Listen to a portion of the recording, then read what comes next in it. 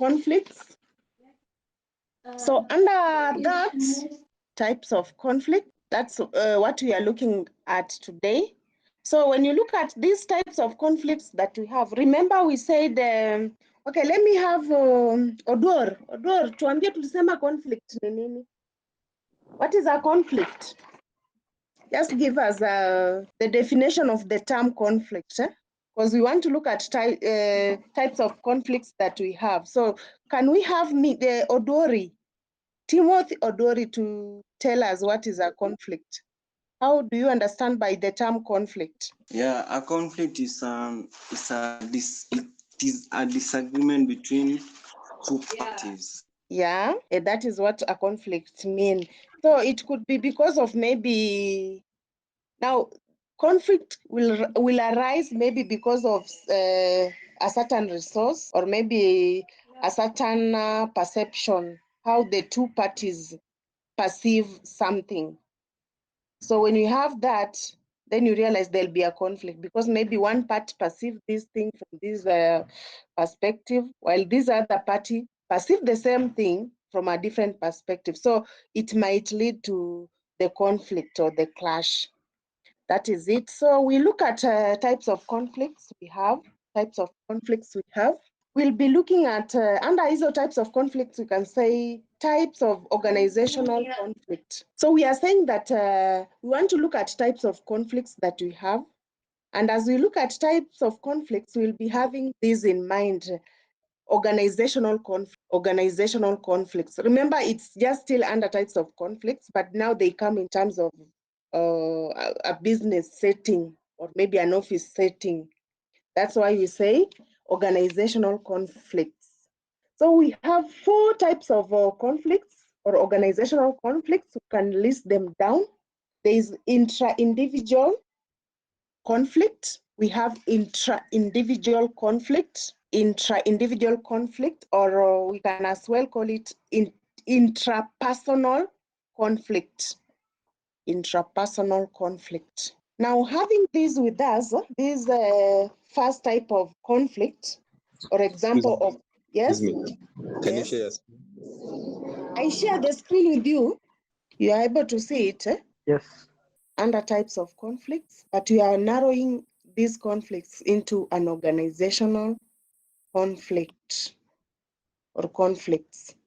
So when you talk of organizational conflicts, we'll now be looking at these conflicts in all areas of perspectives. It could be in a family perspective, it could be in an organization perspective, it could be in a business, enterprise perspective, and so many other perspectives.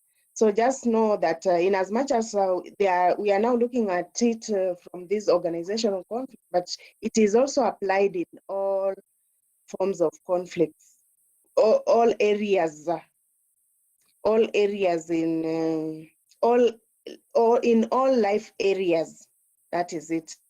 So let's get to the conflicts. They are here. These ones here. There are 4 types of conflicts. There is a intra-individual conflict, intrapersonal conflict. So when you talk of this first type of conflict, it normally arises with an individual. This conflict comes in with for an individual, or as an individual, you can experience this type of conflict. Now, what normally happens, you realize you have several goals to achieve, but you realize now maybe you had planned, for our case, maybe you are now learning, you are pursuing your career. Then you say, after I have pursued my career, I'll have maybe to get married, or maybe I'll have to do this and this.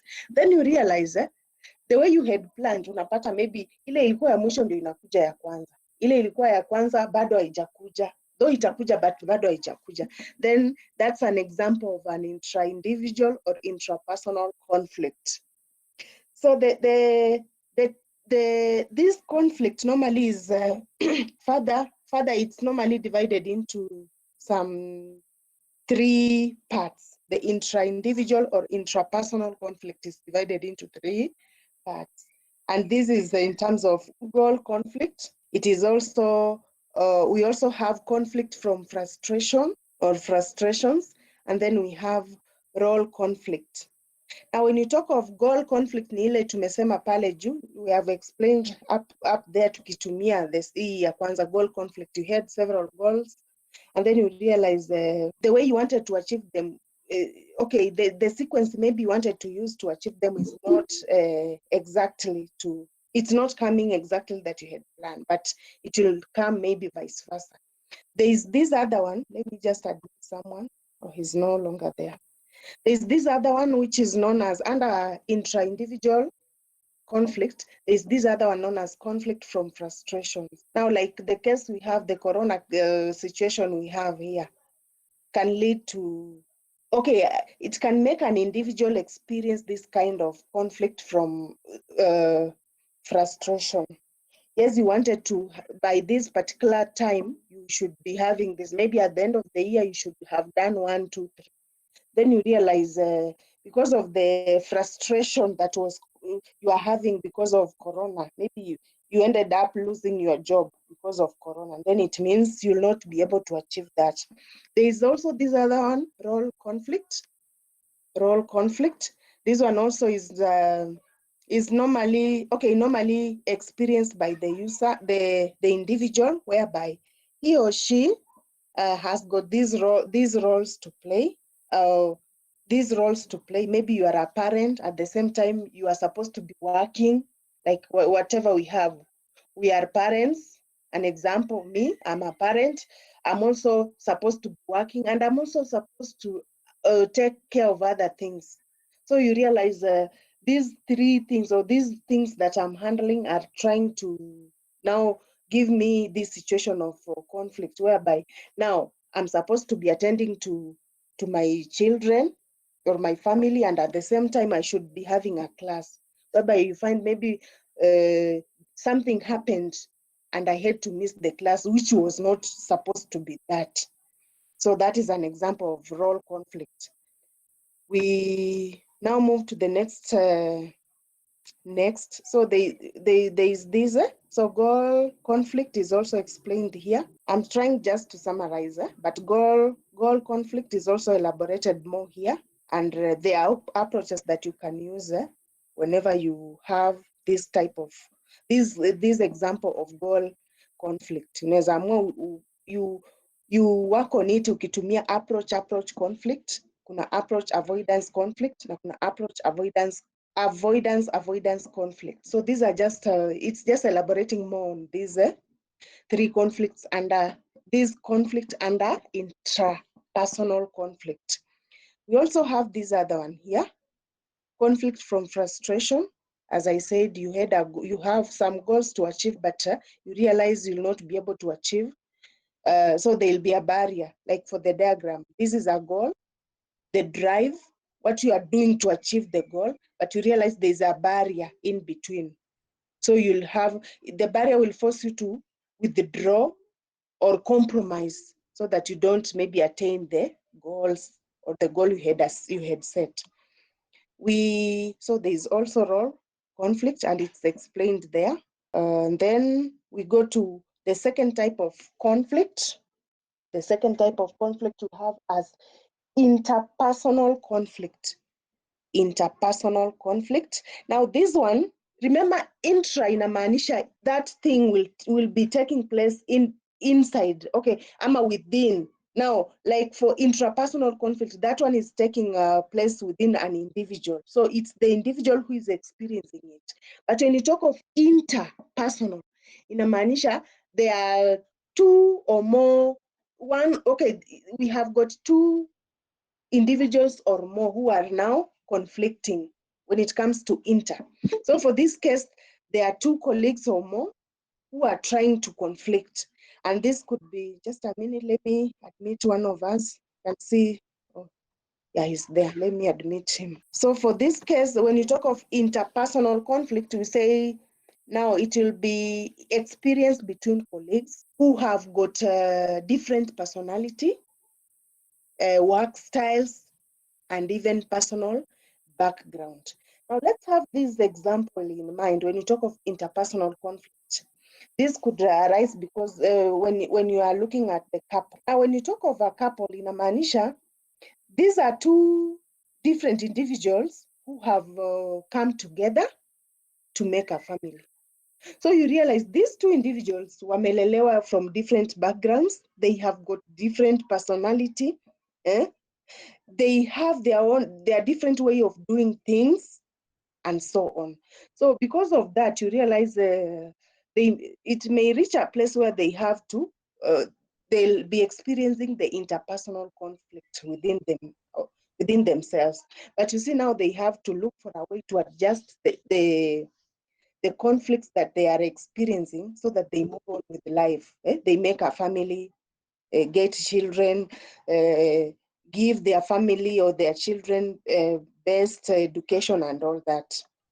So that's an example of an interpersonal conflict. So let me just admit again one of you who is requesting to be admitted. Okay, so we proceed. So when you talk of interpersonal conflict, then we have this with us. This is what we should be looking at, or we should be having in mind. The interpersonal conflict will arise because of the personal differences, lack of information. So lack of information here inakuja when you don't communicate, when the two individuals or maybe colleagues in an organization or family members do not communicate. You know, when you don't communicate, assuming that one of one of the family member has got a problem, maybe he's sick, and he's not even telling or maybe informing the other family members how sick he is. So no one will know that he's sick. Atakuwa nasema tu this one hataki kufanya kazi, anataka tu kukula na kukaa. Kumbe whoever is sitting without doing anything, without working, is sick. And because he's not opening up how sick he is, now no one knows the situation. So inaleta hiyo conflict. There is also a role in compatibility. Now, when you hear this term compatibility, what normally comes in your mind? Remember, you are computer students, ICT students. Compatibility. It's not the first time tunasikia this word compatibility. So let me have this member here. Let me have nani huyu anaongea? Tolerance. Can try. Okay, just try. We need tolerance. Try tolerance. So yeah, actually compatible means Yes, able to exist or occur together without problem or conflict. that is it. The term compatibility means working together with. That is what the term compatibility means. Na sasa kwa sababu you are almost doing the exam, ukiangalia kwa hiyo syllabus yenu, when you talk of hardware, computer hardware and organization, pia computer software, talk of hardware, software selection and acquisition. This terminology or this term is one of the factors that you should consider before buying a computer, software or hardware compatibility. Working well with, like a charger. Example is a charger. There are certain chargers will not charge certain phones. Why? They are not compatible with those particular phones. So we now go back to now the term compatibility. Now, when you talk of compatibility, now for we are talking of these individuals who are now relating in one way or another. Then you realize one of the individual is not working well with the other individual. It could be because of lack of information or lack of communication. So like in a business, when you employ employees, you have to, they are normally given roles or duties to play, depending on the job they are taking. So that anajua, this is what I should play. These are my roles. Alafu pale chini they are normally very tricky, wanakuambia and any other role given, so that hata sasa kama wewe ni jamaa wa ICT pale, wakikwambia sasa fagia hiyo ICT room, utafagia because wamesema kwa hizo roles and any other role. So that is what we are saying when we refer to that. kind of conflict known as interpersonal conflict. We are saying that this conflict can be caused with these may arise to that particular conflict: the personal differences, lack of information role, incompatibility, and then environmental stress. Now, when you talk of environmental stress, then we'll be looking at maybe in a working environment, maybe there'll be no resources. When we have lack of resources in the office, then it might lead to interpersonal conflict. For example, there is a lab, assuming, okay, let's just use an example we have, like Kabete, we normally have got 3 labs for ICT students. Now you realize if maybe the group is too big and the labs are only 3, then that could be an environmental stress to students and even lecturers, because the lecturers will be straining when teaching these students, and also the students will be straining when tackling the practicals because of the inadequate resource that we have as labs. There is also competitive, here you can talk of competitive pressures and many other. So that could lead to that kind of a conflict known as interpersonal conflict. We look at the third type of conflict we have as intra-group conflict. Intra-group conflict.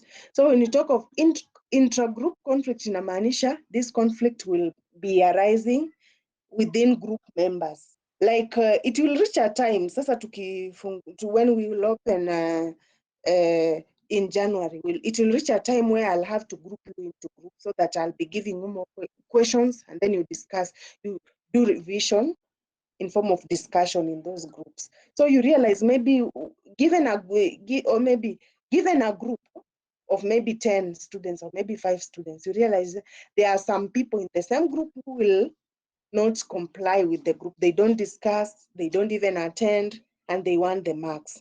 So that's an example of an intra-group conflict. So we can say that when an individual is pitted against a group and is either unwilling or unable to conform to the group dynamics, he or she invariably leaves the team due to intra-group conflicts, as I've just said. So to avoid this intra-group conflict, then it means all members should adhere to the rules. All group members should adhere to the rules. If you are supposed to meet maybe at this particular time, then you should meet exactly that particular time, so that maybe you discuss the questions and give the answer to the teacher. The last type of conflict we have is intergroup. Yes? In intra-group conflict, Yes? can we say Yes. it is the conflict arising between that main group and the splinter one? Okay, when you talk of I just said kuna this difference. There's a difference between these two words. Kuna intra na inter. So when you Yes. talk of inter, it could be hii conflict inaweza kuwa inatoka kwa au group members wenyewe ndani ya hiyo group na na inaweza kuwa pia ni conflict ya group wingine. Hii group ina conflict na hiyo group wingine. That is inter. But when you talk of intra, ni ndani ya hiyo group tu, ni ndani ya hiyo group. So members wa hiyo group are the ones who are having that conflict. Intra ni ndani. Intra means in. Yeah. Na si Yes. splinter groups iko hapo tu ndani, zinatoka hapo ndani. No problem. Okay. Outside, when you talk of intra, it's the same. Ni wale members. Iko specifically na members of the group. Sana sana. It's just specifically with members of the group. Now it will depend with the word that you are using to explain. Oh, okay, thank you. Yeah. It's just the word that will. And then now, when you look at interpersonal group, now it means this group. It could be the conflict could be arising within the group, and even when the same group is relating with the other groups. Now, can I find, I'll be choosing because we have to move together. Let me have, Someone is asking to join. Can you please allow? I've allowed him. Let me have huyu anaitwa nani? Kariuki. Let me have someone who will explain to us what a deadlock means. Deadlock. Najua tumeisoma mahali. Okay, Maundu? In operating system, Yes. we say a deadlock Eh, is hanging up of processes yes. as they wait for each other. That is a deadlock. Yeah, in OS. Yes, another definition. Yeah, that is a good trial. Another person, let me have Fendi. Yes, Pauline. Yes. Yes. Tell us what a deadlock is before we find someone else who will finish. A deadlock. Yes. It is a state in which a process Yes. is made to wait Yes. because the resource which is it's expected to use, Yes. it's being used by another program. Yeah. Yeah. That is a deadlock. Now, what happens? Yes. What happens when now looking at the tasks who are using a resource? This resource could be even a printer. And when we talk of tasks, could be maybe computer users from different. Looking at the cyber, let's have that example of a cyber in our mind. So in a cyber, there is maybe this cyber we've got 10 users, 10 computers, and these 10 computers are using this. Then you realize maybe user 1 was printing and he has already finished printing, but he is not releasing the printer so that the other users can still use this printer for printing. Then it means that is a deadlock. That's what you have just explained, and that is what it is. So it will arise such that this particular user has refused. He has used the printer, yes, he has finished, but is not releasing the same printer. So when he is not releasing the same printer or the same resource, so that these other jobs or these other tasks can also use the same resource, then that will be a deadlock. So a deadlock will occur. That is from that point of view. Now, in relation to operating system. Now, when we come to here to now explaining to what happens in intergroup conflict, then you realize that it is still the same thing. It is still the same thing, whereby we are told that when a conflict is intergroup, two teams are involved in a deadlock, endangering the successful completion of the project due to differences in the group dynamic. And that is it. So like if I gave one question paper na nikasema hii one question paper kila group, I have 5 groups. So kila group itumie hii because I have just limited resources. Those are the past papers. Then you realize there's a group yenye ilikuwa imechukua hii past paper na imekaa nayo for 1 week. Bado inasema tu we are still using. As it is keeping these other groups to wait, then that will be an example of an intergroup conflict. It is occurring because of lack of inadequate resources, whereby certain groups are not able to give out the resources, the inadequate resources that the other groups can also. Now, reason behind intergroup conflicts, we have competition for resources. That is one. There's task interdependence. We have jurisdictional ambiguity, and we have also status struggle. Now we look at causes of conflicts. What normally causes conflict? What is what is the reason behind conflicts in maybe in a family? It could be in a business organization, and so many other areas. What normally causes these conflicts? The interpersonal conflict, the intrapersonal conflict, the intergroup and intra group conflict. What normally causes this? So number one, we have conflicting of resources, as we've said. It may lead to conflict. There is conflicting styles. Now, like maybe in an office, maybe let's have this department in accounts department. There are 2 offices of accounts department. Then you realize as maybe the manager or the officer in charge under accounts, you realize when you move to these offices, you realize there are changes in terms to the offices, such that whenever you give some work to be done, unapata this employer 1 kuna vile huwa anaifanya na huyu employer 2 kuna vile anaifanya. Okay, they'll still do it correctly, but kila mtu ana style yake. So now when it comes to a place whereby now you want, or maybe one of the employer anataka huyu mwingine akipewa kazi pia afanye kama yeye na hiyo style yake, then there'll be that conflict that will arise because of the styles. There is a conflicting perception.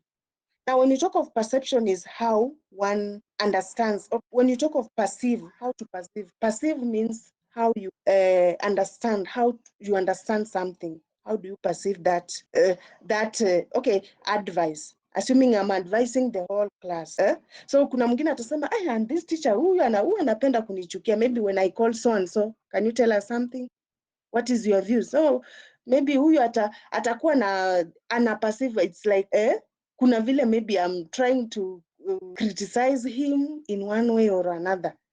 Now that is an example of the cause of a conflict that may, okay, the cause of a conflict. Now, according to him, okay, it could be maybe I'm just choosing him because I want him to remain active. He looks maybe he's having some things running in his mind. So I'm trying to make him now concentrate in class. Lakini maybe ataona it's like there's something behind. It could be because maybe namchukia and so on. So that's an example of conflicting, an example of a cause which may lead to a conflicting perception. Because how he perceives nikimuita class is totally different from maybe wakati naita mwingine. So anaweza ona namchukia ama there's something, and maybe it's not that way. Then kuna conflicting goals. You have this, huyu akona hizi goals anataka kuachieve, huyu akona hizi goals, na kila mtu now he's trying to come up with his own way so that to achieve. Like for example, as students, kuna wakati utapata wengine anasoma hiyo ndio akitaka kupita, and this is normally a real thing. When you look at group of students, kuna wale wenye hawasomi, ataanza kusoma few days to neck, ndio utapata ako serious anasoma. And that is his nature of doing things, of studying. Mwingine vile ameingia tu ni kusoma, huwa analala saa 6 kila siku ndio apite, lazima awe anasoma kila wakati, any free time ako nayo anasoma. Na mwingine utapata yeye tu ni kucheza, but ikifika sasa kesho ni neck, ndio unapata anasoma hiyo unit aenda afanye mtihani na atapita.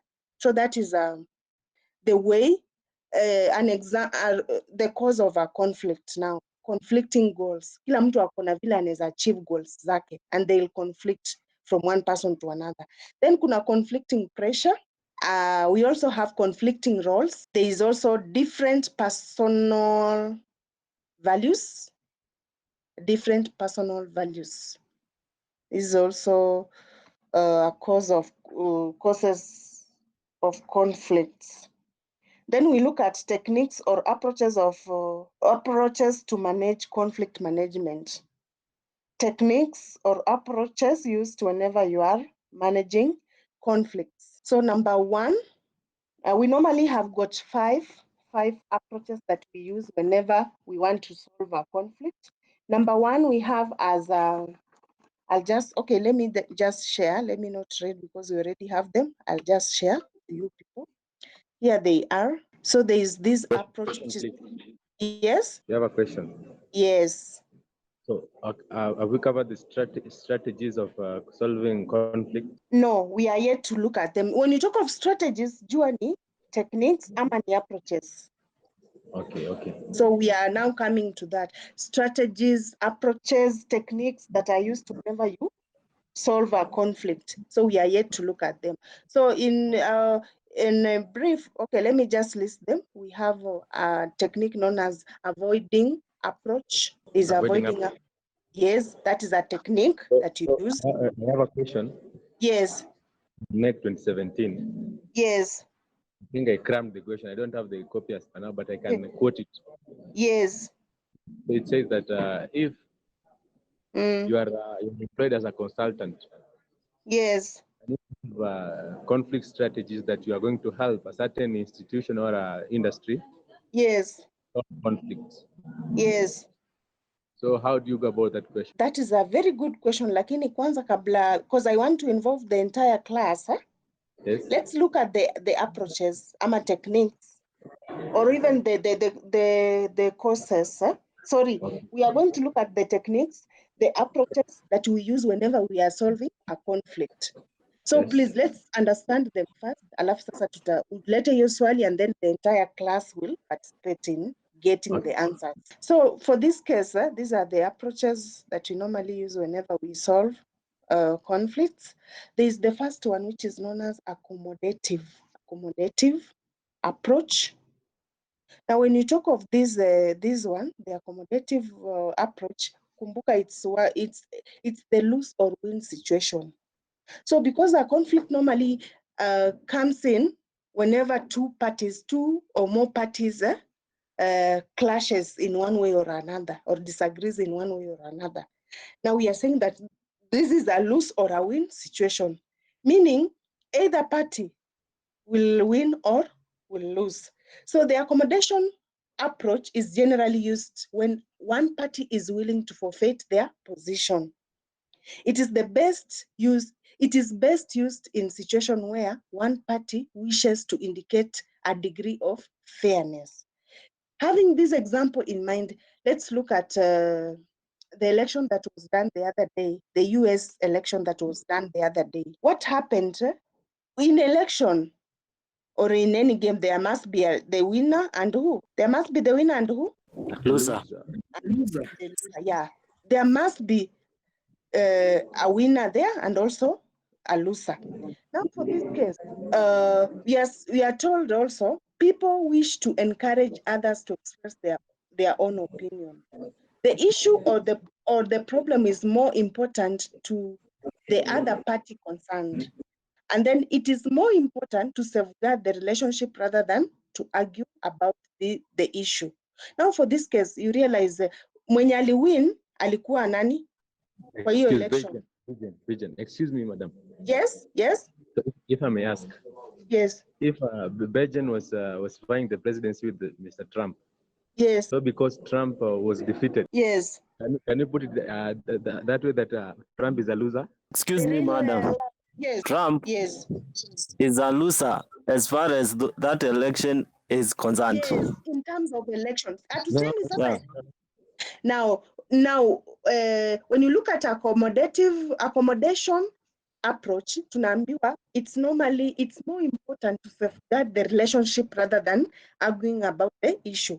Now, for example, between an employer and employee, whenever we have this, maybe huyu employer hawapeani resources zenye zinahitajika kwa ofisi, so that to ensure that everything is done accordingly.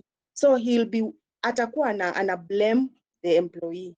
But now when maybe someone else, or maybe when the manager came in, we are talking of the accounts department. So the officer in accounts department, the overall officer, anaeka blame kwa the people working under him that they are not doing their work well. So when the manager comes in now, because there's now this conflict, and I realize, oh, it's this overall officer here who is letting me down. So now, because sasa wameidentify penye makosa iko, then inamaanisha the two parties, huyu senior officer wa accounts na hawa employees wengine, inamaanisha they'll have to, wakishajua penye makosa iko, then it is more important for them to safeguard the relationship rather than arguing about the issue. So watajua huyu ndio mwenye, maybe the manager amejua senior officer ndio ako na makosa, and then so ndio hiyo wamesolve hiyo conflict, inamaanisha manager amejua penye shida iko, our employees wamejua penye shida iko, na pia huyu accountant officer, huyu senior officer pia amejua penye shida iko, so he has to correct ndio kila kitu iendelee. Now the other approach we have as a compromise approach, it is also a win or lose situation. It's a win or lose situation. So for example, everyone involved gains or loses through negotiation and flexibility.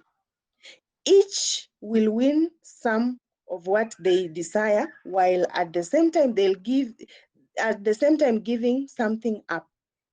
Now, for example, say if I'm selling a piece of land and I upload, assuming now user at maybe 2 millions, and then nimepata buyer mwenye anataka kuinunua na maybe 1.8 1.9. So you realize sasa because I want to sell, siwezi anza nikasema nitaiuza na 2 million, nitaongeza juu kidogo maybe 2.5, na huyu naye atairudisha maybe aseme 1.5.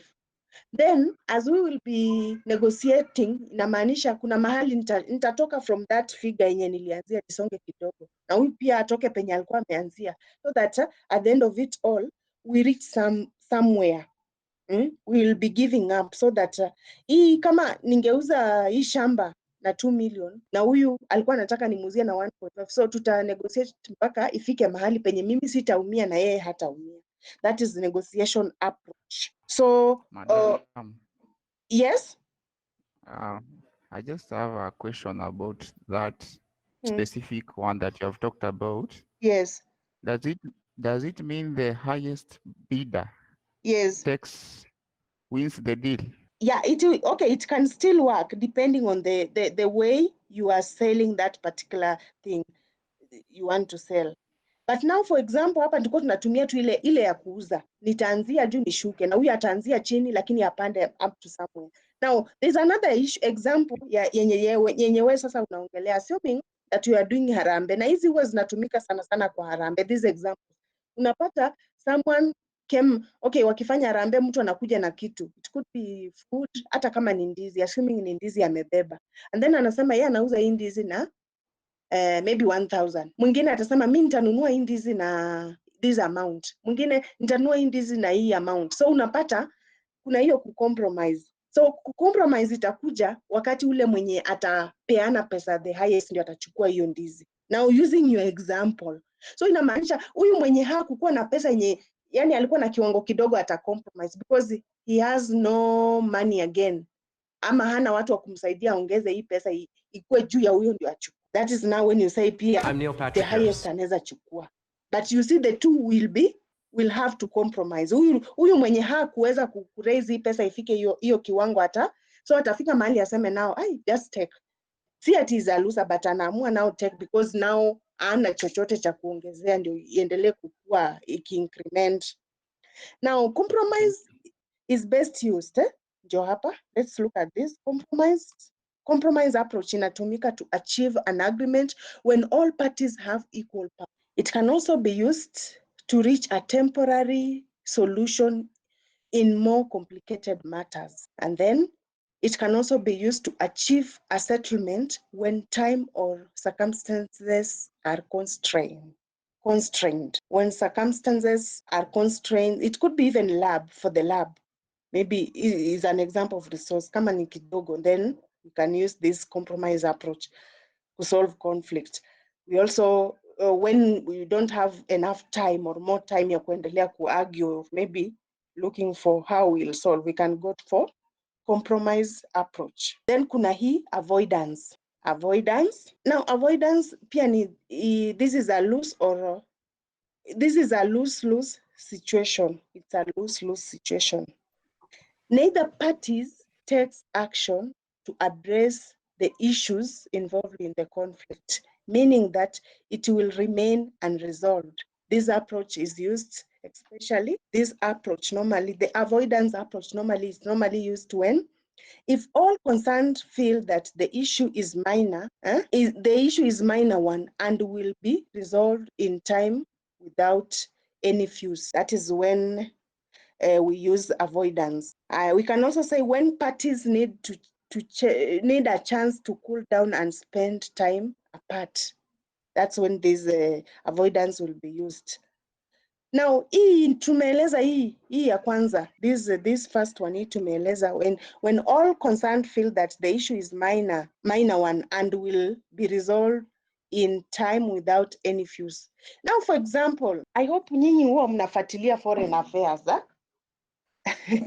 Yes, class. Mnafuatilia foreign affairs? Ama huwa mnakuwa kwa mitandao, si ndio? Yes, in one time, ama hata huwa mnasoma vitabu. Now, if huwa mnasoma vitabu, ama maybe you must have got this information somewhere.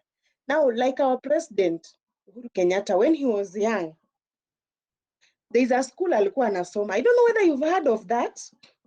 Now, ile shule alikuwa anasoma, there was, okay, during that season, hiyo time yao wakisoma, there was bullying in schools.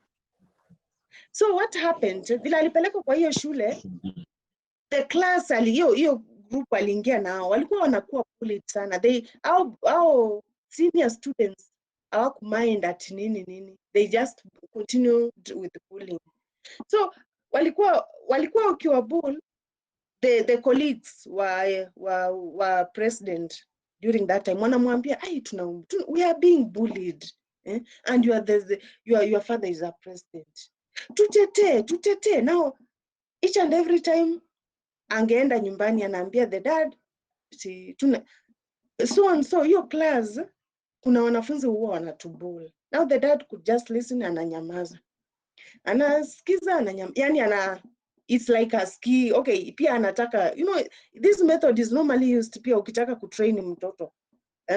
When you'll become parents, you'll be using this method. So ikafika mahali, so alikuwa amembother sana. Staki sasa hiyo shule because I'm being bullied and so on. So the father told him, wakati alikuja mara ya mwisho akamwambia, the father told him, now grow up. Na ilimsaidia, it was an avoidance method ya kusolve a conflict. Na ilimsaidia because he also now had to overcome lose situation. So that wata lose na pia sisi that is it. We are also saying that it's normally used if other people are able to resolve the conflict more effectively than the parties concerned. So if other people are able to solve the conflict more effectively than the other parties concerned, then this one will be used. Alafu, it's also used if the impact of dealing with the situation may be damaging all parties. That's when we use the avoidance technique. Let's look at competition, an approach. It is a win or lose situation. Now, one party attempts to win the conflict through dominance and power. Na hii pia huwa inatumika sana sana na politicians. So one party attempts to win the conflict through dominance and power. This approach is best when all other methods have been tried and failed. So wakati tumejaribu avoidance imefail, tumejaribu accommodative imefail, tumejaribu collaboration imefail, compromise imefail. Now we go to competition. Competition now will work there very well. So in emergency situation, when quick, immediate and decisive action is called for. Wakati you want to make a decision very fast without using time, now you go for competition approach. Let's look at the last one, collaborative. It is a win-win situation. Collaborative is another win-win situation. It's a win-win situation. It is the most effective but most difficult way of managing differences. It requires trust and commitment on all sides to reach a resolution by getting the heart of the problem. All parties need to be willing and empathize. All parties should be willing and empathize to try and understand each other's situation. Collaborative is most appropriate. You collabo. Unafika mahali sasa you work hand in hand. When all parties are willing to investigate alternative solutions together that they may not necessarily have thoughts of their own, that's when collaborative will be used. When trying to get the source of problems that have continued for a long time. Yes, kumekuwa na strike in this particular institution for a long time. Now they'll now use this approach ya kusolve hiyo issue ya strike collaborative, whereby now they'll have maybe to involve the parents, the students, the teaching staff, the subordinate staff, and so on, when upholding objectives that cannot be compromised on any side while preserving the relationship. Then when parties from different backgrounds and experiences are involved, when you involve parties from different backgrounds and even parties, so you'll use collaborative. Now those are Excuse me. yes. William, Yes. can you share the first 2 points? The first 2 points. After there are those 2 points, point 1 and 2. The collaborative. Una Yeah, look just at the the first first one after method. avoidance. Can you share the approaches? Oh, okay. The first techniques. Oh, it should be on page 14 even. Yes, here they are. Kuna accommodative. Yeah, Apple. There is Yes. accommodative approach. Yes. We also have compromise. Yes. Yeah, thank you. Okay. We also have this avoidance. And you just explain from the word. Nadia, we know what the word avoid means. So you explain using the same word. Now, competition. There's collaborative, collaboration. So these are the 5 approaches or techniques. Tolerance said what? There's a word you use to mean the same. Techniques, approaches of managing conflicts. So let's come to tolerance. Tolerance, please. Read for us the question once more. Just read the question once again so that we understand. Explain the question. Yes. If you are hired as a consultant, you are hired as a consultant. Yes. In a certain institution or organization. Yes. Can you give 6 ways which you are going to solve 6 strategies? Yes. In which you are going to solve conflicts. Yeah, the 6 strategies that you'll use to solve conflict in that organization that you are hired as maybe a manager or a consultant. Now let me have Lekupe, tafadhali tupatie one skill ile huyu consultant atatumia wakati ana solve conflict in the organization that is working on or is working with. By approaching individual workers. By approaching individual workers. Really? Okay, let me have Kidakwa Fanuel. Yeah. Yes, anaitwaje? Vukusa Yvonne. What are some of the approaches tutatumia? Yes, ama utatumia? This type of conflict approach, yes, I will use negotiation kind of skill. Yes, how? Sasa tueleze negotiation. Yes, it's true. I will, you see that there are 2 parties, right? I am a person who is that brought that thing so that I can give a result, or I can give I can look into that matter. So I will call the people, then we talk about it, so that we can, at the end, tunaweza kuwa tuko understanding. We are in good understanding terms with each other. Yeah, so umesema unatumia which approach? I will use the type of negotiation type of approach. Negotiation. Yeah. Oh, okay, negotiation type of approach. She says that she'll use negotiation type of approach. Now, when we talk of negotiation type of approach, it means it will be under which one? Collaborative or accommodation. Yeah, we are looking at the techniques zinatumika hapo. Yes? Techniques ama approaches tunatumia. Na tumesema there are 5. Tumesema kuna competing approach is a method ya kusolve conflict. Kuna accommodative or accommodating approach. There is the avoidance approach. kuna collaborating approach, and lastly kuna compromising approach.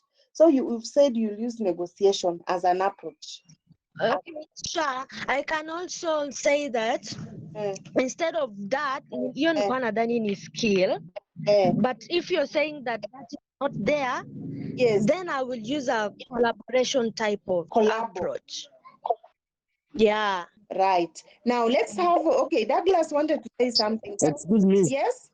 Hiyo swali naijua ilikuwa inasema it is an organization. Yes. Then assume you are hired as a consultant. Yes. Then in that organization, Yes. there is a conflict. Yes. Since you are a consultant, Yes. they approach you. Yes. Then you give them. I'm getting you clearly. Yes. Then when they approach you, now you ask, wape strategy when you ataenda kusolve hizo conflict. Yes. Na strategies ni hizi tumesema. There are 5. Question so you can hivyo. get even the 6th Madam. one. Lakini there are 5. Yes. Okay, madam, I had some suggestion.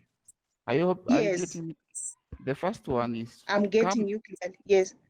come up with strategy according to the situation. Yes. Yes. Whereby you look at the situation, then come up with the strategies in which you can solve the situation, that particular problem to that particular situation at that particular time. Yes. Yes. Second one, open more lines of communication, whereby you can also listen to the people whom are close to that fellow employee, because you know it's an organization. So you open up, probably they are in one office.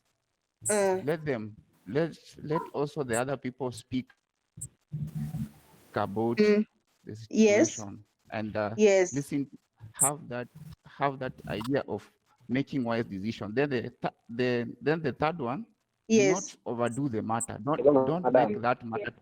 Don't make that matter to be big. Okay, Charles, just a minute, please. Let's get Douglas. Wacha amalize. Please, wacha Douglas amalize. Alafu we'll come on to you as a Charles Oduma, please. Just be patient, yes? I'm almost through. Number 3, I was saying, do not overdo the matter. Don't make the matter to be very big, in that even those parties whom they have disagreed, they feel that they are out of the place. Then the second one, probably the issue could be the guidelines that you set earlier. So for you to solve that conflict, come up with new guidelines, fresh guidelines, and fresh rules that will govern these members. Yeah, so that is what. From there, also other members to I hope to stop from there. Also, the other members can also contribute. Yeah. So those are your answers. Those were the answers of this question according to Nyabera. Let me have Kidogo. There is Charles Oduma who wanted to say something. Oduma, please. Kama yuko, let me have huyu Melody. Nani tolerance. Yes, so what I can say. Yes. Actually, Douglas is the right track, but the correct answers are these one. Yes. So 1, you need to impress on conflict. Yes. So to impress on something, yes, you try and find out if it happens in an organization, a conflict has happened. Yes. You visit that place or that address. Yes. In a physical way, if you're a consultant, then you talk together. That is point 2. After talking together, you listen to each party. You listen carefully to both parties. After listening carefully to both parties, you find agreements. After you find agreement, you provide guidance. After you have provided guidance, you be quick to forgive, and then you have settled the matter. Those are the strategies. Those are the strategies. That is okay. The question wanted the strategies that you'll use to solve that particular conflict. The strategies. Yes. Of course. Okay. Yes. If Madam. Vukusa. Yes, Vukusa. Yeah. I mean, Torrance has just given us the strategies. Yes. Don't you think that if we relate that question and you say that you want to give the approaches, don't you think whatever he has said is is the same as the collaboration type. That is it. It is. But sasa ni collaboration, but sasa split vile utai solve. Yeah, thank you, madam. How you will solve it? Yes, that is it. Jacob, how much was okay? What was the marks? The marks on the question? Ilikuwa ngapi? 6. Or It was 6 12 marks. marks. 6 points you explained. Yes. You explained 6 points, 12 marks. Yes, 12 marks. Yeah. How many points have we explained? Nani? Douglas explained 3. We umeongeza zikakuwa ngapi? 4 ama 5? Okay, me have explained 6 points. 6 points. So inamaanisha it was you are to Yes. identify the point and then you elaborate to get the 12 marks you are saying. That is what you've been doing. Unasema, Yes. now this is what I'll do. Step 1, I'll do this. You explain how you are going to do. Step 2, I'll do this and this on it, and so on. So that is very, very okay. And I believe tukiendelea hivi, we are heading somewhere. You know, we have also revised your conflict management. We have revised it through the question that you have just brought as here. A question. Yes, bring another question. Yes. According, no, this is just a minor one. According to my group, yes, we were discussing this. Yes. A conflict. Yes. Is conflict physical or is not physical? Can you clear the physicality in conflict? Conflict Or can is just be. disagreement? When you talk of conflict, you know, now you can explain it from different way of your perspective. Na unajua inaweza kuwa ni conflict could be physical na pia inaweza kuwa at most ni physical, but sometimes assuming like vile tuko online meeting hivi. Sorry, we are in an online class and we get to know that Lekupe is conflicting with the tolerance. Will it be physical or not? Oh, Lekupe. Yes, now tolerance. They are having a conflict. They are arguing. Lekupe cannot conflict. You are now you are misleading us. Now conflict, it depends vile utaieleza. Mwingine atasema it's just a clash between individuals. Nakumbuka tukidefine tusema it's just a clash between parties. Madam. These parties could be maybe a country, could be Madam. Yes. Yes. I think conflict comes in when there is differences probably in ideologies. Yes. People having different ideologies, meaning Yes. it can be in terms of it can be physical or yes not. Or not. Physical. Yes. Yeah. So you like can't for this just, case, yes. Like for this case, probably it's there was an indifference in that consultant firm, which probably it may be because of some misunderstanding and probably physical, probably they got into a fight. So this consultant coming in had to solve probably in either case. Yeah. Thank you. Yeah. So that is it. I believe tutaiachia hapo. Let's not add more salt and Royco and whatever. Excuse me, madam. Yes. The last thing. The last. Yes. After So he for fights example, the last, if you have more questions, can just you ask. say this? Yes, Jacob. Okay. So if I may ask, Black Lives Matter. Is it a conflict? Yeah, it is a disagreement. Yes, it is a disagreement between parties. Yes. Yeah, it's a conflict. Any question? Any other question that you can add? Any other question that one wants maybe to add on the same? A concern. Yes. A concern. Yes. Can you Yes. please try and send us the soft copy of the notes? Copy. I think unaona ile nimetuma juzi, ile nilikwambia nimetuma iko na hii summary ya hii part ya mwisho. Yes. Okay. The last copy I send you in the mail. Just forward it again to them. Ama you can just copy the last part, summary part. Alafu patumie because it's the same. The notes are the same. I only added the approaches here on the same notes. Okay. I'll be sending a question that you'll tackle. I'll be sending a question, just one question. I'll send it via WhatsApp, and then you'll have to tackle it. Right? Yes. Yeah, I'll be sending the question. You'll just tackle it. Don't send, but just tackle it. I can ask for the answers anytime. Lakini msitume. Today. Once I'll just ask. You're sending No, today. I'll send the question today, but just tackle it and make it just available so that anytime I request for the answers of those questions, that question, you will forward them to me via email. So if there is no any question, maybe clarification or anything we can add or subtract from the lesson, we can now call it a day. And so actually, Madam, yes, I yes, have a request. yes, So I was requesting.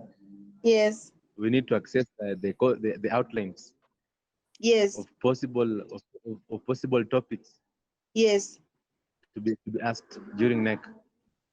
Oh, I highlight the most of the topics that are normally set under this paper. The topic that are normally tested, yes. Okay, I'll do that. or possible questions, sir. It's okay. Let me just look at some of the next past papers here, this unit, and then I'll identify the topics. So we are almost finishing the syllabus. Alafu Yes. we'll be now revising. Tutaanza kurevise too. I think we have got just two more topics ahead. Alafu tutaanza kurevise.